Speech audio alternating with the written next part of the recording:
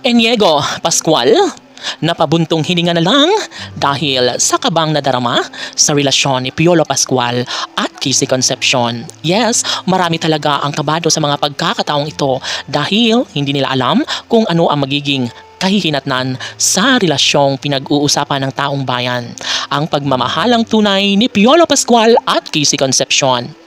Of course, naniniwala naman ang lahat na kayang-kaya ni Papa P na ilaban ang mga pagsubok, mga suliranin sa kanilang relasyon ni Christina.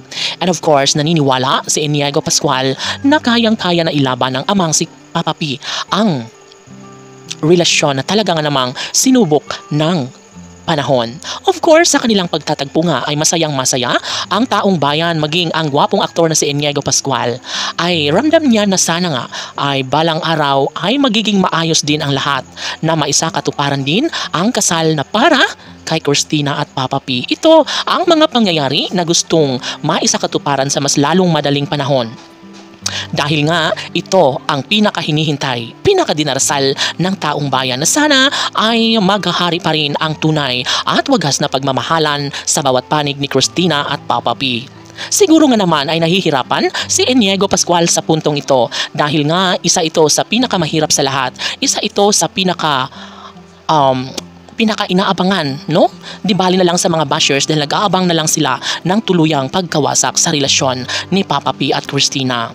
Alam naman ni Iniego Pascual ang lahat na sadyang sa totoo ay in love si Piolo Pascual, at syempre iingatan niya ng bonggang-bongga si Christina dahil ayaw niya itong mawala sa kanyang buhay. Of course, naniniwala ang netizens na kayang patunayan ni Christina at Papa P ang kanilang relasyon, na kaya nilang ipagpapatuloy dahil ito lamang ang tanging kasagutan ng lahat, na balang araw ay magkaroon din ng supling si Piolo at Kissy na isa sa mga pinakapangarap ni Iniego Pascual. Sana'y matutong hayaan ng taong bayan ang kaligayahan para sa mga puso ni Christina at Papa P, daan tungo sa pagkakaayos ng kanilang nawasak na pagmamahalan.